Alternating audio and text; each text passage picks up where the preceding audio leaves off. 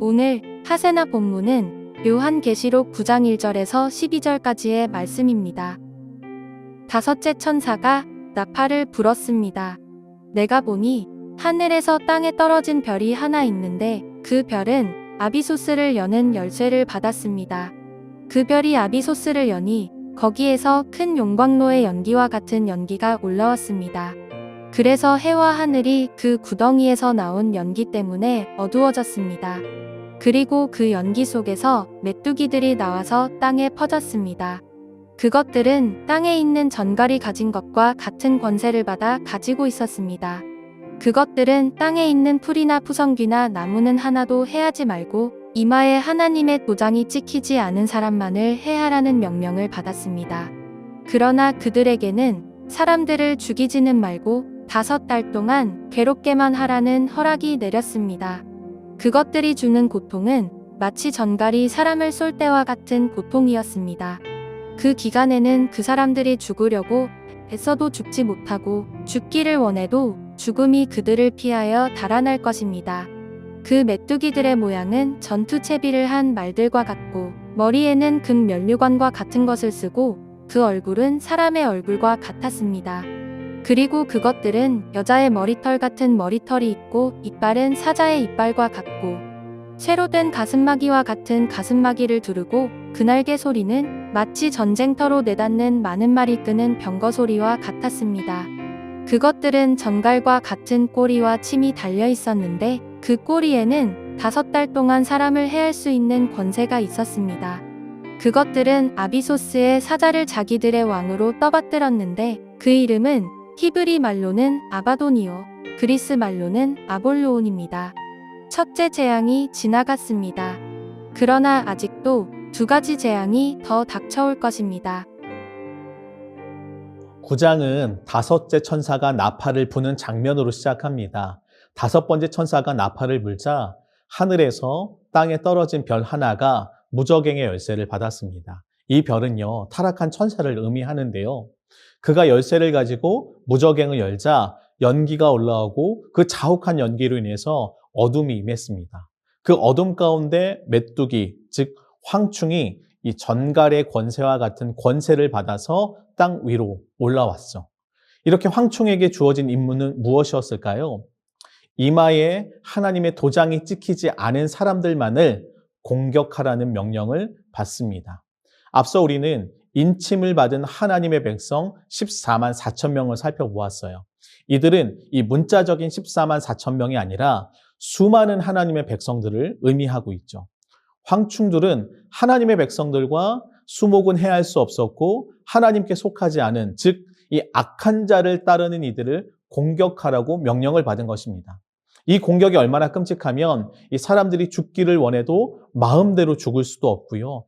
계속해서 지속해서 괴로움을 당해야만 하는 이 무서운 심판이었습니다. 이러한 황충들에게는요, 왕이 존재했어요. 그 이름이 무엇인가요? 히브리어로는 아바돈, 헬라어로는 아블로온입니다. 그들의 이름의 뜻은요, 파괴, 파멸이라는 뜻을 가지고 있는데요. 그 뜻처럼 이 파괴의 명령을 받은 황충들은 정말로 무서운 기세로 인침을 받지 못한 자들을 공격하면서 파멸하도록 만들었습니다. 성경은요, 마지막 때가 우리에게 임하면 사람들의 반응이 나뉠 것이라고 말씀하고 있어요.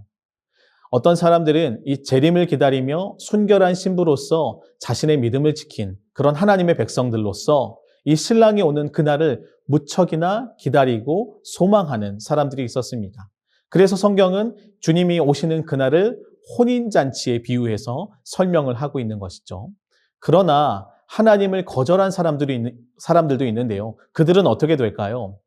이들은 세상의 끝이 어디 있냐고 믿는 자들을 조롱하고 박해하며 이 주어진 현실에만 만족하여 살아가다가 결국은 그들은 하나님의 심판을 피할 수 없게 됩니다.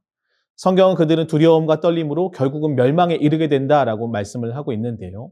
오늘 황충들은요, 사탄의 명령을 받은 세력들이었습니다. 이들을 묘사하는 장면을 보면 황충들이 얼마나 강하고 무서운 자들인지를 보여주고 있어요.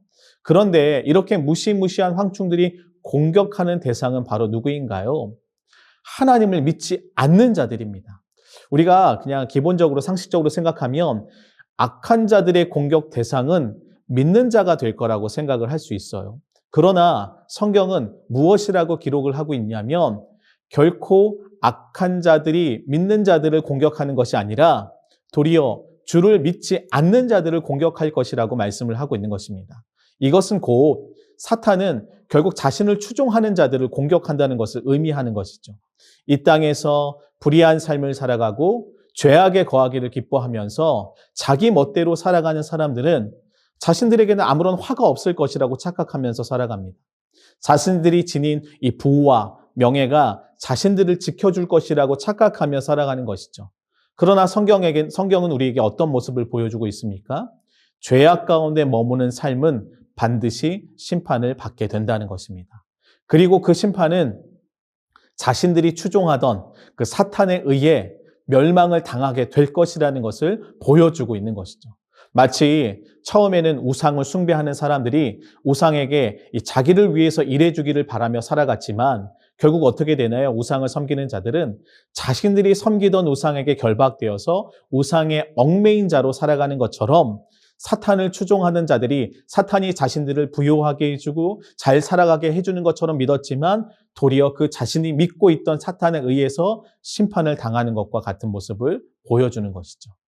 그러기에 우리는요, 이 세상을 살아가면서 어떻게 살아가야 할 것인지 다시금 생각을 해야 합니다.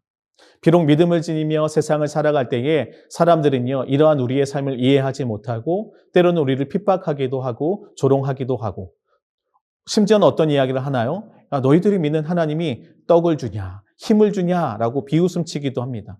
그럼에도 불구하고 우리는 어떻게 살아가야 합니까? 주를 향한 믿음을 결코 포기해서는 안 됩니다. 왜요? 하나님은요, 악한 자들을 반드시 심판하시는 분이시기 때문입니다.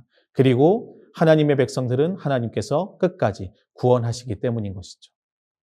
반면 믿는 자들을 비웃고 조롱하며 살아가던 이들은 어떻게 되나요? 결국 자신들이 믿고 의지하던 것에 의해서 배신당하는 형국을 당하게 되는 것입니다. 이처럼 우리는요, 결말을 아는 사람들이에요. 비록 이 세상에서 믿음을 지킨다는 것이 만만치 않지만 그럼에도 우리는요, 끝까지 주를 향한 믿음을 지켜야 하는 것입니다. 이렇게 믿음을 지키는 성도들의 그 믿음을 우리 주님은요, 귀하다고 여겨주시는 것이죠. 오늘 이 5번째 나팔재앙을 마주하면서 우리는요, 그래서 믿음을 되새겨야 합니다. 오늘 재앙의 말씀이 우리를 향한 하나님의 경종임을 기억하고 다시 믿음의 자리로 나아가야 하는 것입니다. 하나님은요, 믿음으로 살아가는 성도들의 삶을요, 귀히 여겨주십니다. 그리고 그 믿음을 지키기 위해 분투하는 이들을 분명 그리고 반드시 도와주십니다. 오늘 하루 믿음으로 살아가는 우리 모두가 되기를 축복합니다. 오늘의 하시조는 가족끼리 꼭 안아주기입니다. 사랑으로 격려하며 따뜻하게 서로를 안아주세요. 오늘의 하시조 함께 하시죠.